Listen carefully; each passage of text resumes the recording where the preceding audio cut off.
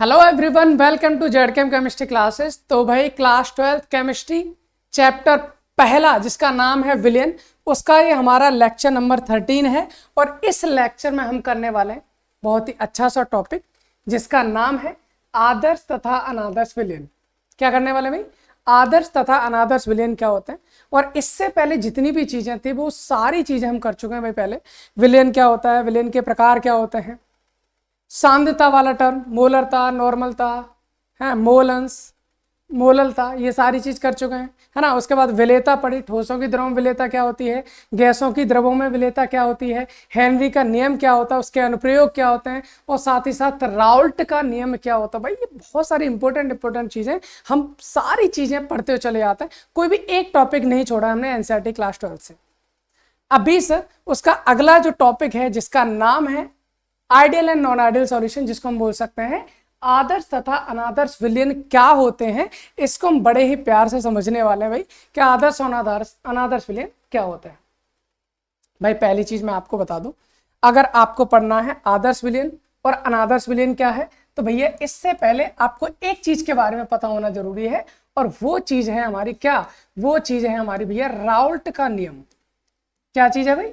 Raoult का नियम। क्या है सर इसमें? ऐसा क्या है, क्योंकि आदर्श और अनादर्श विलेन को जो हम वर्गीकृत करते हैं वो केवल और केवल किसके बेस पर करते हैं?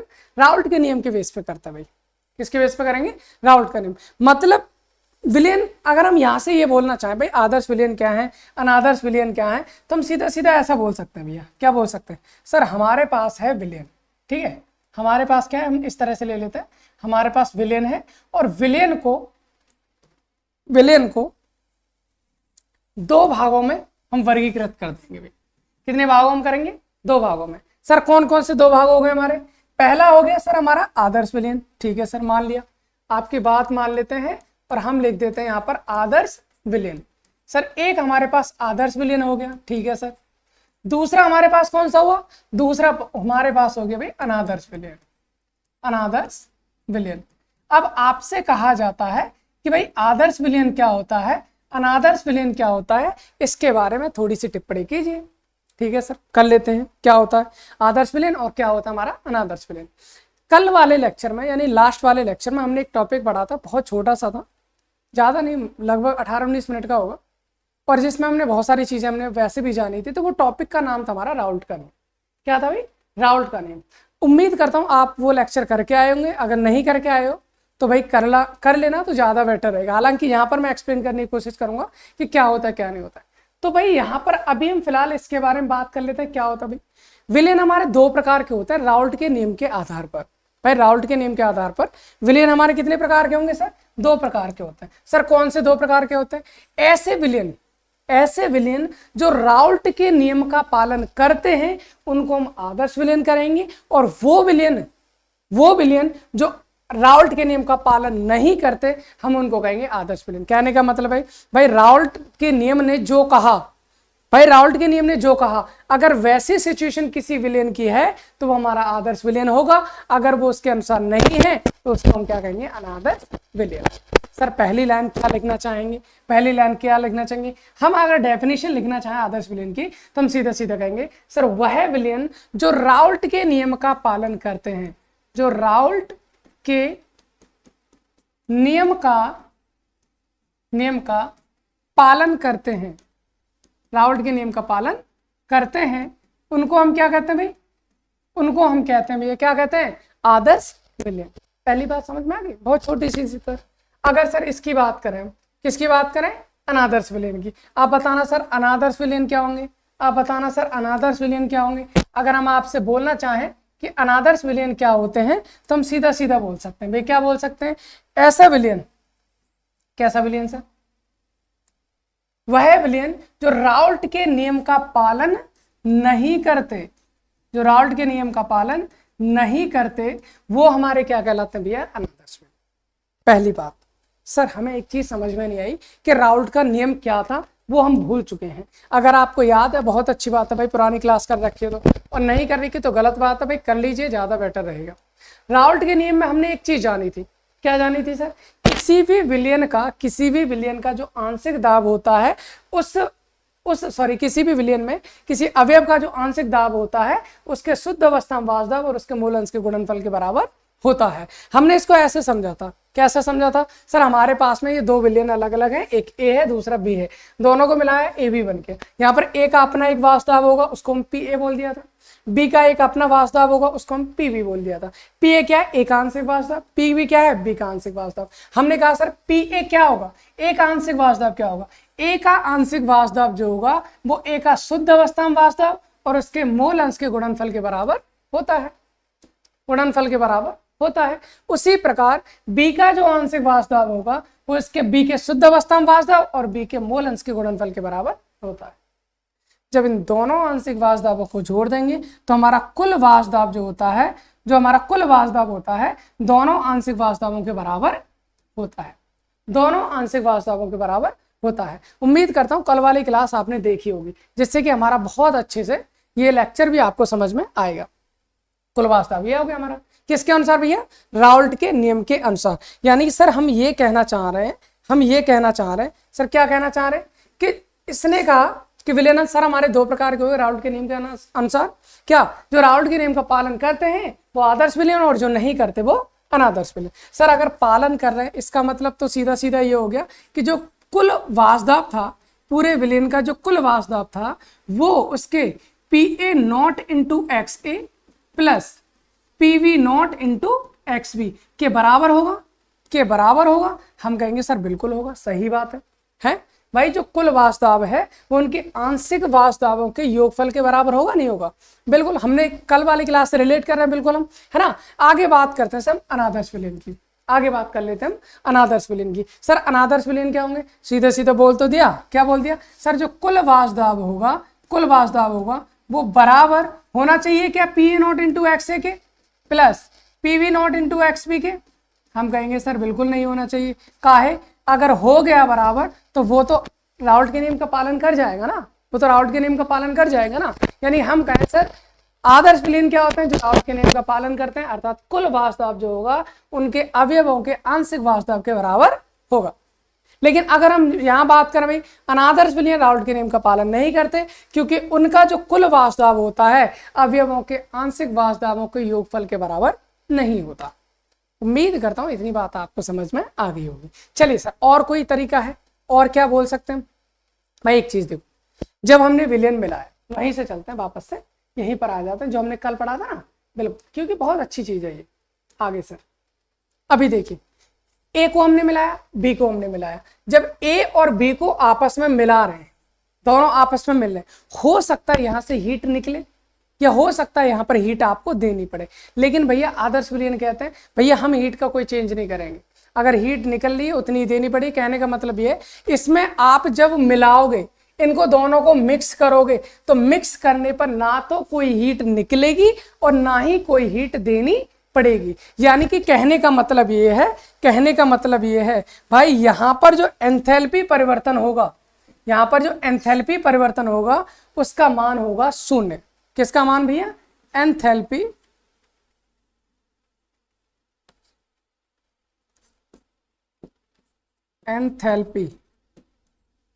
परिवर्तन।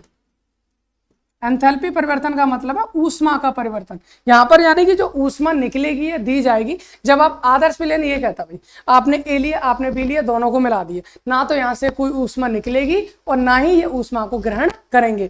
कहने का मतलब है यहां पर ऊष्मा को दिखाता मैं डेल्टा एच से, एंथैल्पी किससे दिखाएंगे, डेल्टा एच से। तो डेल्टा एच को जब मिक्स करेंगे उनको तो इसका मान क्या होगा भैया, शून्य। इसका मान क्या होगा, शून्य। यानी एंथैल्पी परिवर्तन बिल्कुल भी नहीं होगा, यानी जितनी एंथैल्पी पहले थी उतनी ही एंथैल्पी उसमें बाद में रहेगी, यानी कोई चेंज उसमें नहीं होगा। सर यहां पर अगर हम बात करें अनादर्श, तो कहेंगे भैया तुम्हारे अंदर नहीं हो रहा तो हमारे अंदर तो होगा, बिल्कुल निश्चित होगा, है ना। तो भाई अनादर्श विलयन जो है वो क्या कहते हैं, वो ये कहते हैं भाई आपके अंदर आदर्श विलयन में एंथैल्पी परिवर्तन शून्य होता है, यानी कोई भी चेंज नहीं होता है, लेकिन अनादर्श विलयन में एंथैल्पी परिवर्तन शून्य नहीं होता, कुछ ना कुछ तो चेंज होगा। हो सकता है ऊष्मा दी जाए या हो सकता है ऊष्मा वहां से निकले। इतनी बात समझ में आ रही है, ठीक है सर। अगली बात करते हैं आगे। अगर हम बात करते हैं तो भाई अगला हमारा पॉइंट हो जाएगा, वो क्या हो जाएगा भाई, अगला पॉइंट हमारा हो जाएगा सर इसमें हमारा आयतन परिवर्तन, हम बात करेंगे आयतन परिवर्तन की। आयतन परिवर्तन भाई, अगर मैं आयतन परिवर्तन की बात करता हूं, आयतन परिवर्तन की बात करता हूं, कहने का मतलब मैंने 2 लीटर ए लिया है, 2 लीटर बी लिया है, दोनों को मिला दिया सर, बाद में हो गए 4 लीटर। मिलाने से पहले कितना लीटर था भाई? 2 और 2 4। मिलाने के बाद कितना हुआ? वो भी 4। 4 में 4 गया तो कितना बचा? 0।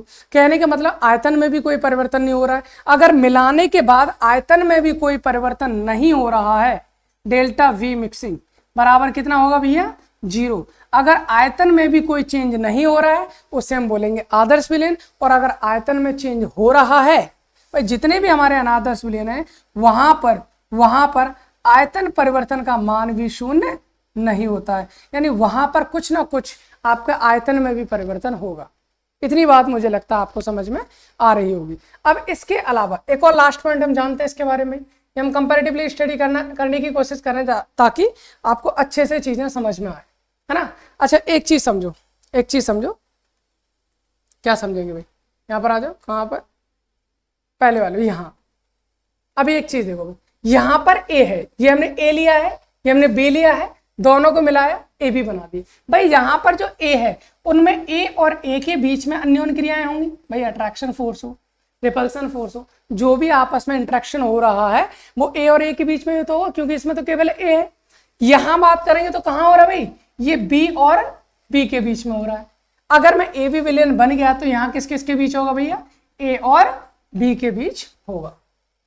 आदर्श विलयन दोबारा से सुन लो भाई क्या होता है।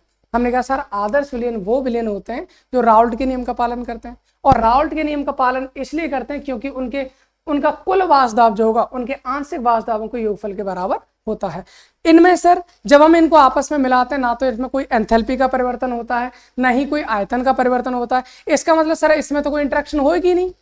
भाई जो इंटरेक्शन ए और ए के बीच में हो रही है, जो बी और बी के बीच में हो रही है, सर वही इंटरेक्शन अगर ए और बी के बीच में होती है, अगर वही इंटरेक्शन ए और बी के बीच में होती है तो ना तो यहां पर किसी आयतन का परिवर्तन होगा और ना ही यहां पर किसी भी एंथैल्पी का परिवर्तन होगा। सर कहना हम ये चाह रहे हैं कि यहां पर क्या भैया? ए और ए, एक लास्ट पॉइंट हमारे ए और ए के बीच में होने वाली अन्योन्य क्रियाएं, बी और बी के बीच होने वाली अन्योन्य क्रियाएं और ए और बी के बीच होने वाली अन्योन्य क्रियाएं, भैया ये सब आपकी क्या होती हैं? बराबर होती हैं। ऑलमोस्ट क्या होती है?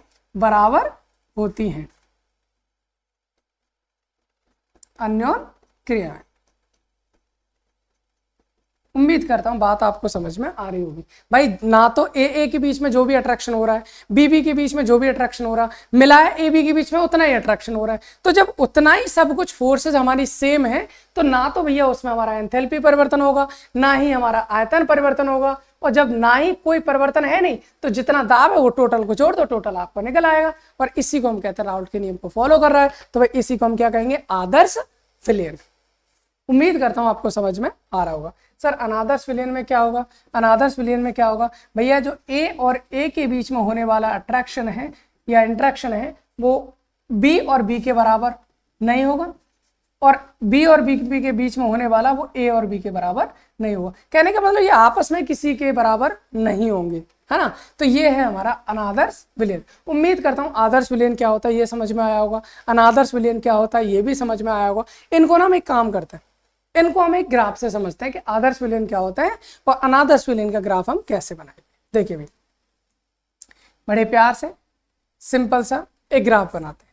कैसे बनाएंगे भैया? एक ग्राफ मैंने यहाँ पर ले लिया, ये कुछ एक एक्सिस है, ठीक है सर। दूसरी एक्सिस हमने ऐसे ले ली, ग्राफ ऐसे तो बनेगा, ठीक है। एक और लेते हैं एक्सिस। सर 3 कैसे ले रहे हो? 3 क्यों ले रहे हैं अभी आपको पता चल जाएगा हम 3 क्यों ले रहे हैं भैया ना, ठीक। देखिए भाई ये हम इसलिए ले रहे हैं क्योंकि अब यहाँ से ऐसे समझ लेते हैं, बार बार पीछे जाना पड़ रहा है, यहीं लिख लेते हैं ना। देखो हमने ये कहा था सर हमारे पास एक ए है, ठीक है, हमारे पास एक बी है, ठीक है। हमने दोनों को मिलाया, क्या बन गया भैया?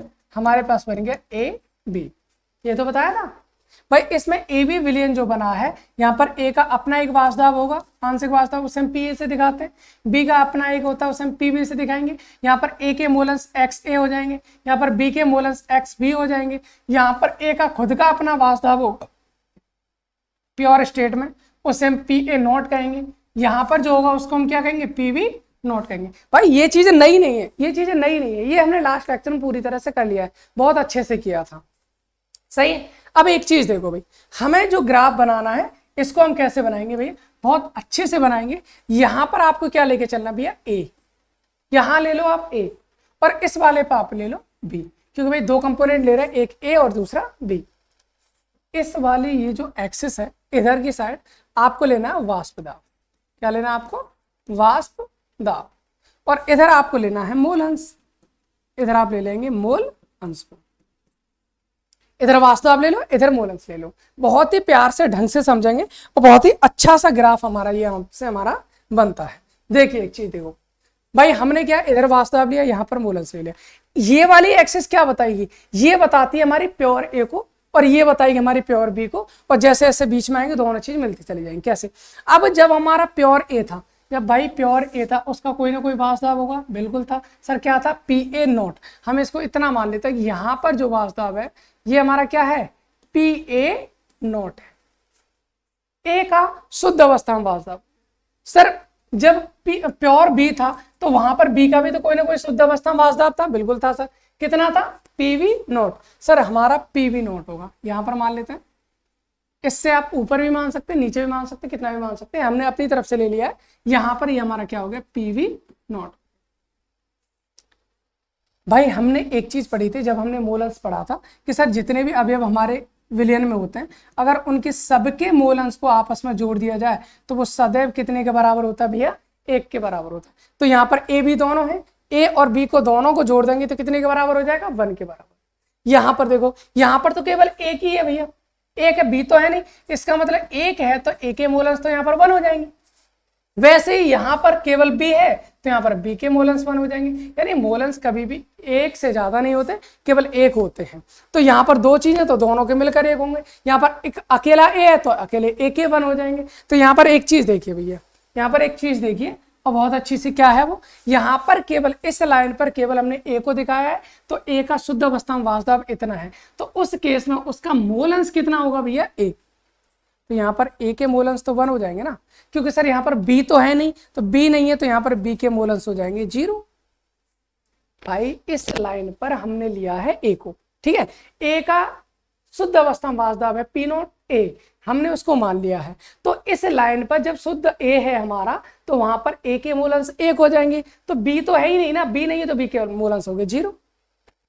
उसी तरह से हम इस लाइन पे आए, भैया ये लाइन दिखा रही है आपको किसको, बी को, तो बी का शुद्ध अवस्था में वास्तव पीवी नॉट था, वो हमने ले लिया है। भैया यहाँ पर ए है क्या, नहीं है सर, तो ए के मोल अंश कितने हो जाएंगे, 0। लेकिन बी तो है ना, बी प्योर है, तो बी के मोल अंश हो जाएंगे 1, बी के मोल अंश क्या हो जाएंगे 1। अब यहां से देखिए ग्राफ को बहुत ही अच्छे से, यहां से देखिए ग्राफ को, देखिए भाई कैसे करेंगे। अब एक चीज देखो, अब एक चीज देखो, जब यहां पर 1 है, मोल अंश कितना है, ए का 1, यहां पर ए के मोल अंश क्या है, 0। हमने राउल्ट के नियम के अनुसार इतना देखा था भाई, ए के मोल अंश जो है, सॉरी, ए के जो आंशिक वास्तव है वो हमारा क्या होता है, ए का शुद्ध अवस्था में वास्तव, यानी P A naught into X A, यानी कि यहां से हम ये बोल सकते हैं पी ए अनुक्रमानुपाती होता है एक्स ए के। पी ए जो अनुक्रमानुपाती होगा वो किसके होगा, एक्स ए के। यानी जैसे जैसे हमारे मोल अंश बढ़ेंगे वैसे वैसे ए का वाष्प दाब बढ़ेगा। यहाँ पर एक चीज देखो भाई, यहाँ पर ए के मोल अंश 1 है, यहाँ पर ए के मोल अंश 0 है, यानी इधर से इधर जाने पर ए के मोल अंश कम हो रहे हैं, और ए के मोल अंश कम हो रहा है तो उसका वाष्प दाब कम नहीं होगा, सर बिल्कुल होगा। तो यहां से हम एक चीज कर सकते हैं भैया, जब ए के मोल अंश 1 था तो इसका वास्तव यहां पर है, जब ए के मोल अंश 0 हो जाएंगे तो वास्तव यहां होगा।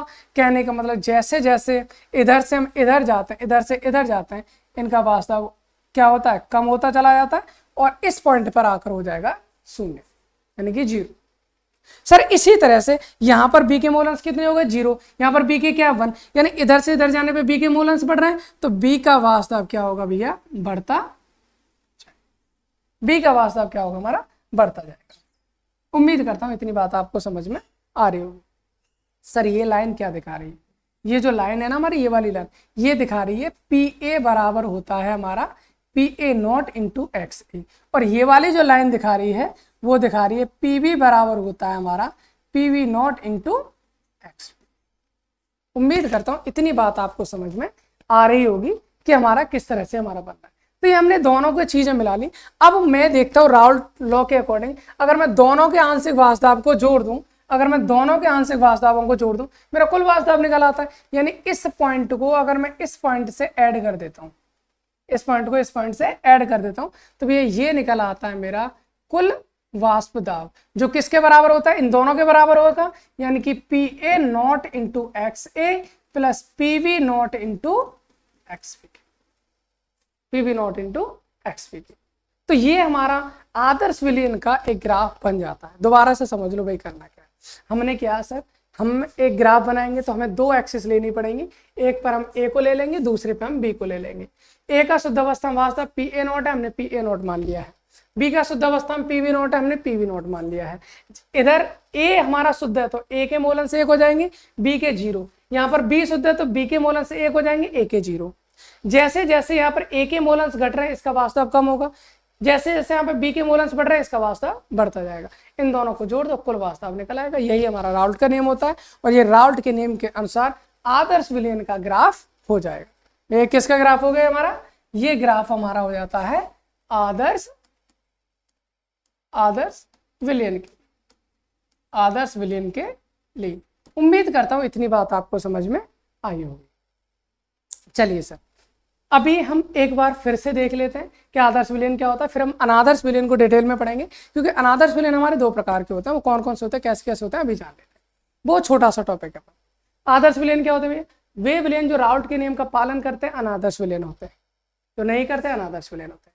जिनका कुल वास्तव दोनों के आंशिक वास्तवों के योगफल के बराबर होता है, इसमें बराबर नहीं होता। एंथैल्पी परिवर्तन 0 होता है, 0 नहीं होता है। आयतन परिवर्तन 0 होता है, नहीं होता है। इसमें सबके बीच अन्योन्य क्रियाएं समान होती हैं, इसमें समान नहीं होती हैं। और इसका जो हमने ग्राफ बनाया वो इस तरह से आया है। सर आप कहेंगे अनादर्श विलयन का ग्राफ कैसे बनेगा? तो अनादर्श विलयन का ग्राफ बनता भी है उनके प्रकार के ऊपर। मतलब अनादर्श विलयन भी भैया दो प्रकार का होता है। अगर हम यहां से बात करें अनादर्श विलयन की, किसकी बात कर लेते भाई? अनादर्श विलयन। अगर हम अनादर्श विलयन की बात करें तो भाई अनादर्श विलयन हमारे दो प्रकार के होते हैं। अनादर्श विलयन जो होते हैं वो भी हमारे कितने प्रकार के होते हैं? 2 प्रकार के होते हैं। ये भाई अनादर, हमने ये कहा सर राउल्ट के नियम का पालन कर रहा है, ठीक है, यानी कि जो दाब है वो दोनों के योगफल के बराबर होना चाहिए, वो आदर्श है। सर अगर बराबर नहीं हुआ तो 2 कंडीशन होगी, या तो उससे ज्यादा होगा या उससे कम होगा, यानी या तो आदर्श से ज्यादा या आदर्श से कम। अगर ज्यादा है तो उससे बोलेंगे धनात्मक विचलन प्रदर्शित कर रहा है, कम है तो उसको बोलेंगे ऋणात्मक विचलन प्रदर्शित कर रहा है। कहने का मतलब है अनादर्श विलयन हमारे 2 प्रकार के होते हैं। एक होता है धनात्मक विचलन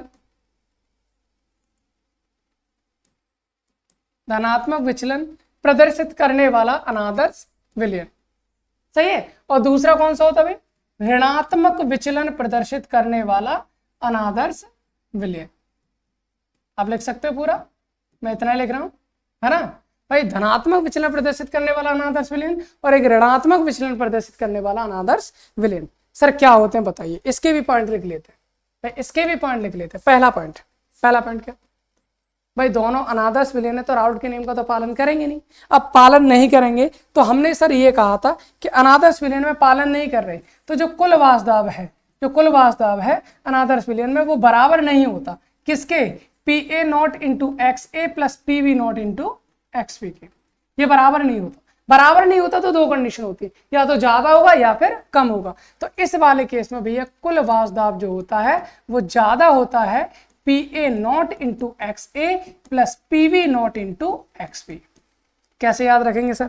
कैसे याद रखेंगे भाई? धनात्मक है ना, तो धनात्मक है तो ज्यादा हो गया। और ऋणात्मक विचलन में क्या होगा भाई?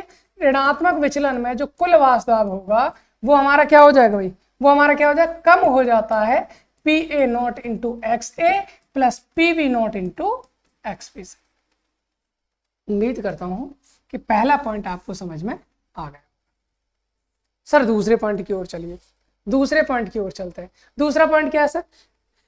हमने कहा था सर आदर्श विलयन में जो एंथैल्पी परिवर्तन होता है यानी कि डेल्टा एच की वैल्यू कितनी होती है? शून्य। यहां पर हम बात करें भाई डेल्टा एच की वैल्यू शून्य तो नहीं होगी, या तो शून्य से ज्यादा या शून्य से कम।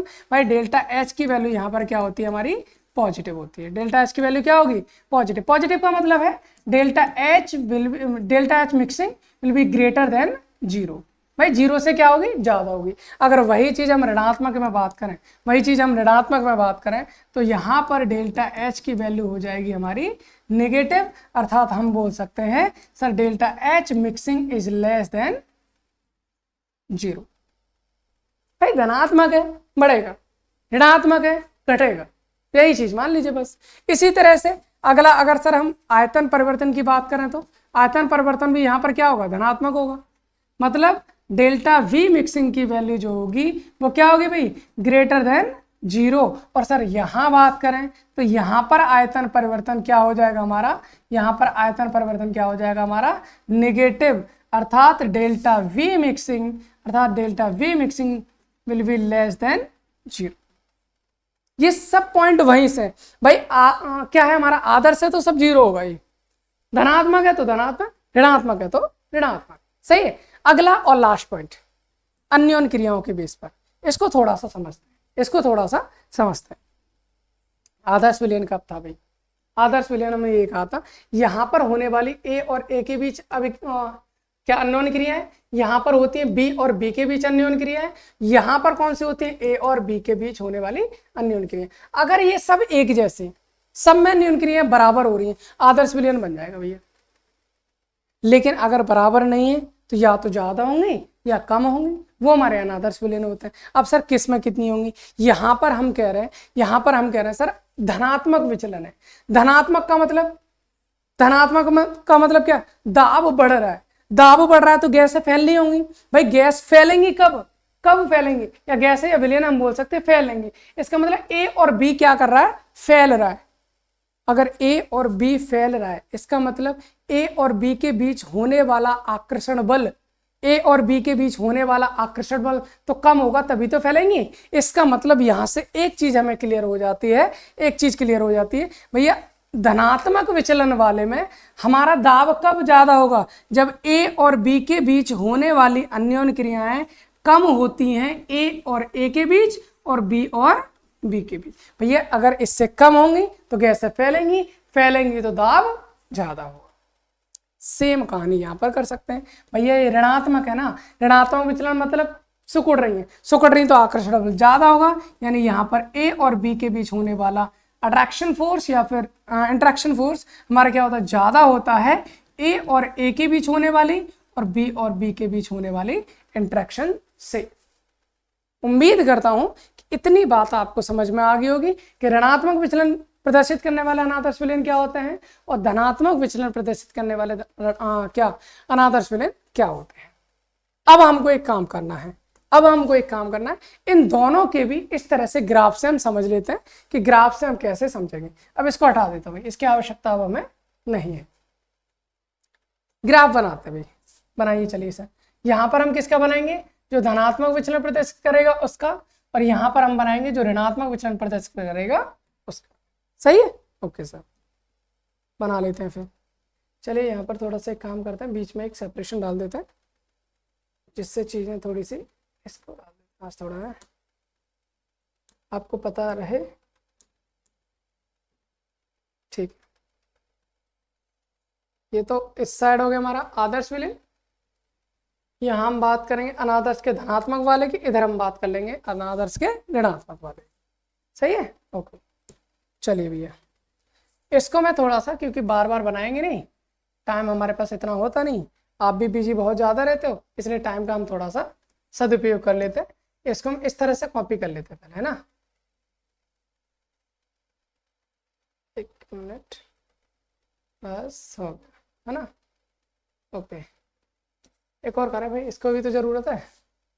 बिल्कुल सर, इसको भी ज़रूरत है, तो यहाँ पर भी ले लेते हैं। अभी इनमें अंतर क्या रहेगा वो चीज़ हमें देखनी है। तो देखो हम कैसे करेंगे भाई, मैं इसको हटा देता हूँ, जिस चीज़ की ज़रूरत नहीं है मैं उसको हटा देते हैं पहले, तो बिल्कुल बेसिक से समझने की कोशिश करेंगे ना। ठीक है, इसको भी हटा देते हैं। अभी देखिए,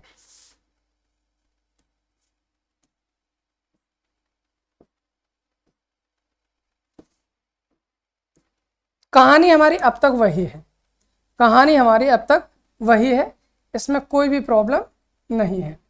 देखिए भाई, अब हम करते हैं इसकी बात। ये तो हमारा आदर्श विलेन था भाई, आदर्श में ये हमारा बिल्कुल स्टेट जा रहा था, ये स्टेट जा रहा है, दोनों को जोड़ दिया बराबर हो गया। लेकिन अगर हम आदर्श की बात करें तो आदर्श के अनुसार हमारा इस तरह से स्टेट जाना चाहिए, बिल्कुल ये वाला ग्राफ भी स्ट्रेट जाना चाहिए। हाँ भाग रहा भाई, रुक जा यार। ठीक है, ये वाला यहाँ से हमारा इस तरफ स्ट्रेट जाना चाहिए, ठीक, ये हमारा इस तरह से स्ट्रेट जाना चाहिए। अगर ऐसा है तो हमारा क्या होता है, आइडियल होता है, ये हमें पता है भाई। अगर ऐसा हुआ तो हमारा जो विलेन है वो कैसा बन जाएगा, हमारा आइडियल बन जाएगा। लेकिन हम किसकी बात कर रहे हैं, नॉन आइडियल की, यानी अनादर्श विलेन में क्या अंतर हो भाई, कुछ नहीं होता। ये जो बना है आदर्श विलेन है, ये हमारे आदर्श विलेन के फॉर्मेट है। लेकिन आदर्श विलेन से वो या तो धनात्मक विचलन प्रदर्शित करना है या फिर ऋणात्मक। अगर धनात्मक करेंगे तो भैया क्या होगा, इनका जो ग्राफ है वो धनात्मक में थोड़ा सा क्या होता है, बड़ा होता है। मतलब इसका ग्राफ सीधा सीधा ना जाकर इस तरह से धनात्मक थोड़ा सा विचलित हो जाता है। इस तरह से इसमें भी थोड़ा सा धनात्मक विचलन हो जाएगा। जब इन दोनों में बढ़ रहा है तो भैया यहाँ भी तो बढ़ जाएगा, यहाँ भी तो बढ़ जाएगा। यानी कि यहाँ पर जो कुल वाष्प दाब है, वो क्या होगा भाई, वो ज्यादा होता है किससे, वो ज्यादा होता है हमारा PA0 into XA plus PV0 into XP से। भाई वही तो धनात्मक विचलन था, है, ज्यादा हो जाता है। लेकिन ऋणात्मक वाले में क्या होता है भैया, ऋणात्मक वाले में हो जाता है कम, ऋणात्मक वाले में हो जाता है कम। यानी यहाँ पर जो कुल वाष्प दाब है वो कम हो जाता है PA0 into XA plus PV0 into XP से। उम्मीद करता हूं कि आपको ये सारी चीजें बहुत अच्छे से समझ में आई होंगी। ठीक है, अभी हम क्या करते हैं भाई, हमने ये जान लिया सर आदर्श विलेन क्या होता है, हमने ये जान लिया अनादर्श विलेन क्या होता है, उन सबके ग्राफ भी जान लिए। अब ऐसे कौन कौन से विलेन हमारे होते हैं जो आदर्श विलेन होते हैं और कौन कौन से हमारे अनादर्श विलेन होते हैं, उनके सबके एग्जाम्पल्स इधर मैंने लिख दिए हैं जो हमारे मोस्टली एग्जाम्स में पूछे जाते हैं। बात यह है सर 100% आदर्श होना तो बहुत मुश्किल होता है, लेकिन अप्रॉक्सीमेटली कुछ विलेन हमारे आदर्श की तरह वे भी करते हैं। जैसे अगर मैं बात करूं बेंजीन है भाई, बेंजीन में टॉलुइन को मैंने ऐड कर दिया तो इन दोनों का जो विलेन बनेगा वो हमारे आदर्श विलेन की तरह जैसा होगा। क्लोरोबेंजीन में ब्रोमोबेंजीन को ऐड कर दूं, ये भी मेरा आदर्श विलेन की तरह काम करता है। अगर मैं एन हेक्सेन को एन हेप्टेन में जोड़ दूं तो मिला दूं तो वो भी मेरा आदर्श विलेन की तरह व्यवहार करता है। सर अनादर्श विलेन में ऐसे अनादर्श विलेन जो क्या करते हैं, धनात्मक विचलन प्रदर्शित करते हैं, उनके एग्जाम्पल यहाँ लिख दिए, ऋणात्मक वालों के यहाँ लिख दिए। जैसे एसीटोन में एथिल अल्कोहल मिला दो, आपका धनात्मक विचलन होगा। एसीटोन में CH2 मिला दो, धनात्मक विचलन होगा। जल में, वाटर में यानी एथेनॉल मिला दो, देखा होगा मोहल्ले में दारू जो पीते हैं, पानी लेते हैं उसमें अल्कोहल मिला देते हैं भाई, है, तो वो जो विलेन बना है वो कौन सा विलेन बनता है हमारा, धनात्मक विलेन। तभी तो उनका प्रेशर एकदम हाई हो जाता है, बकवास करते हैं मोहल्ले में, बोलते फिरते हैं, तो वो यही चीजें होती है, वो धनात्मक विलेन हो गया। अब इसकी बात करें ऋणात्मक विचलन प्रदर्शित करने वाले में क्या क्या, एसीटोन में एनिलीन मिला दो भाई, एसीटोन में क्लोरोफॉर्म मिला दो भाई, जल में HCl मिला दो या जल में HNO3 मिला दो, ये आपके ऋणात्मक विचलन वाले आपके क्या हो जाते हैं, एग्जाम्पल हो जाते हैं। तो उम्मीद करता हूँ आदर्श विलेन क्या होते हैं ये समझ में आया होगा, अनादर्श विलेन क्या होते हैं ये भी समझ में आया होगा, अनादर्श विलेन के प्रकार कौन कौन से हैं ये भी आपको समझ में आया होगा। अब अगले लेक्चर में हमारा एक छोटा सा लेक्चर आएगा जिसका नाम होगा हमारा स्थिर क्वाथी विलेन। स्थिर क्वाथी विलेन, उसके बारे में हम पढ़ेंगे क्या होता है, कैसे होता है, यानी कि एजियोट्रॉप्स के बारे में पढ़ने वाले हैं, है ना। तो मिलते हैं अगले लेक्चर में आपको एक नई एनर्जी के साथ, एक नए कंसेप्ट के साथ। और आपको बस शेयर करना है लेक्चर को, जहां भी शेयर कर सकते हो वहां पर शेयर कीजिए। मिलते हैं अगले लेक्चर में। Thanks for watching.